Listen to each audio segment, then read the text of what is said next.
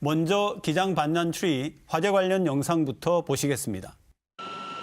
건물 내부에서 시뻘건 불꽃이 치솟고 검은 연기가 사방으로 퍼져나가며 하늘을 뒤덮습니다. 소방 헬기가 공중에서 구명 로프를 내려 옥상에 대피해 있는 사람들을 구해냅니다. 전체 건물 3개 동 가운데 B동 1개 동 1층에서 불이 났는데 여기서 시작된 불이 연결 공간을 통해 다른 동까지 퍼져나갔습니다. 이 불로 현장에서 작업 중이던 작업자 6명이 심정지 상태로 발견됐다 결국 모두 숨졌습니다. 숨진 작업자 대부분은 맨 처음 불이 난 것으로 추정되는 1층 공사 현장에서 발견됐습니다.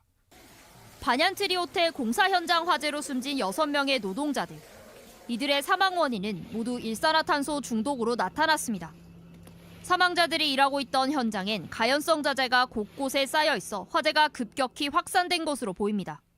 화재 당시 공사 현장에서는 하도급 업체 40여 곳에 841명이 작업 중이었습니다. 공사는 작년 11월까지였던 책임 준공 기한을 이미 넘긴 상태. 오는 5월 개관을 앞두고 급하게 공사를 진행한 것 아니냐는 의혹이 제기된 가운데 안전수칙 준수 여부도 도마에 올랐습니다.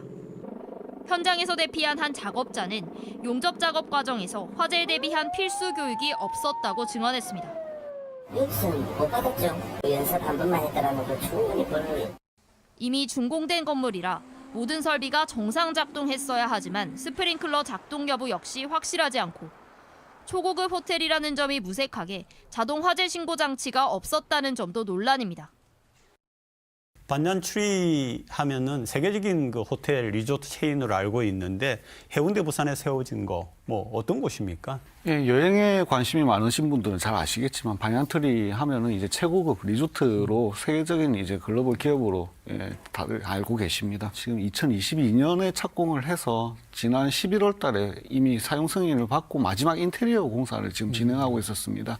그 공사가 끝나면 올해 이제 5월 달에 개장을 할 그런 계획이었는데 이번에 이렇게 화재 사고가 발생하고 그로 인해서 좀 개장 연기가 될 가능성이 커졌습니다.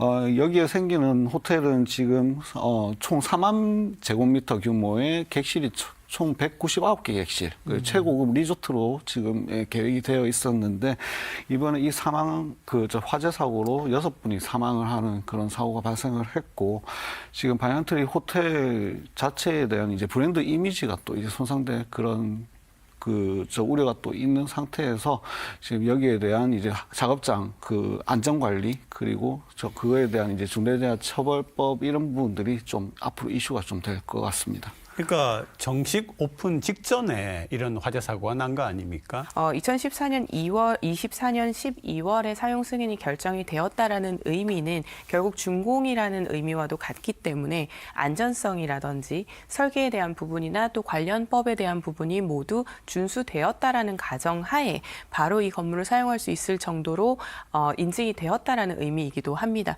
그런 상황에서 이렇게 화재가 발생을 하고 이 화재 상황에서 인재로 보이는 부분과 안전 관리에 대한 미흡으로 보이는 지점들이 좀 나오면서 이 공사에 대한 전반적인 부분을 다시 되짚어봐야 되는 상황으로 보입니다. 그러니까 또 문제가 화재 대피 훈련이나 또 화재 감시자가 없었다고 하던데요.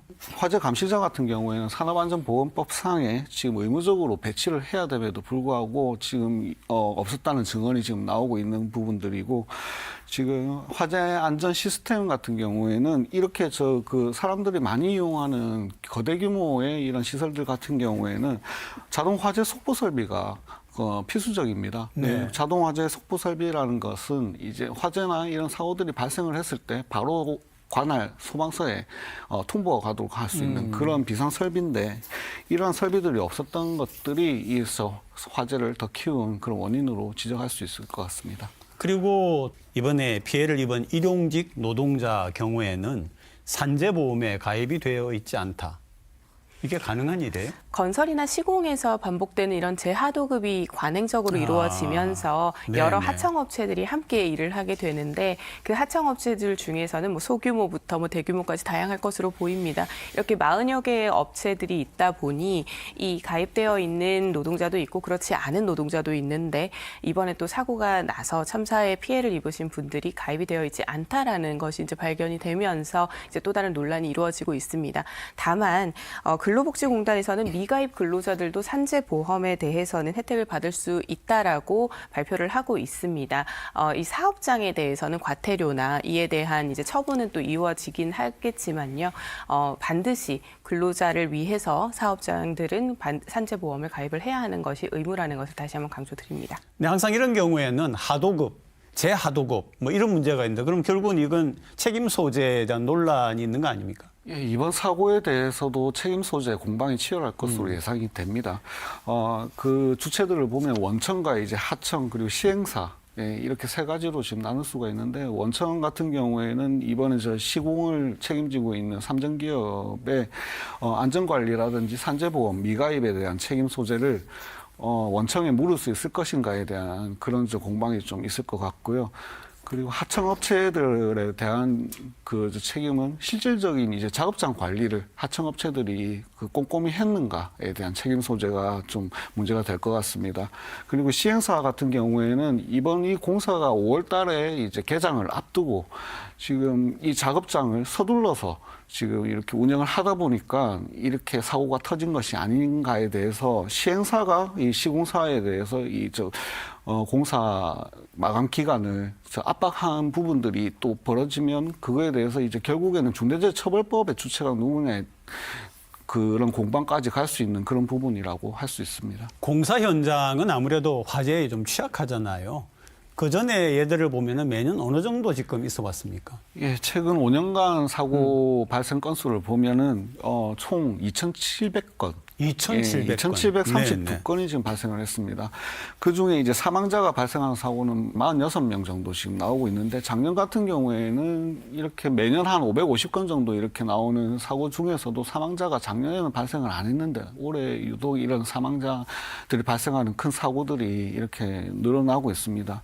결국에는 이에 대한 저희가 대비책들을 좀 앞으로 좀 우선해서 세우고 또 그걸 진행을 해 나가야 되는데 결국에는 저 국가 예산이 좀 많이 확보가 돼야 되는 부분들이 있는데 작년 그 국회 예산 과정에서 이런 저 재난 안전 예비비들이 많이 삭감된 부분들이 좀 안타깝다고 그렇게 말씀드리고 있습니다.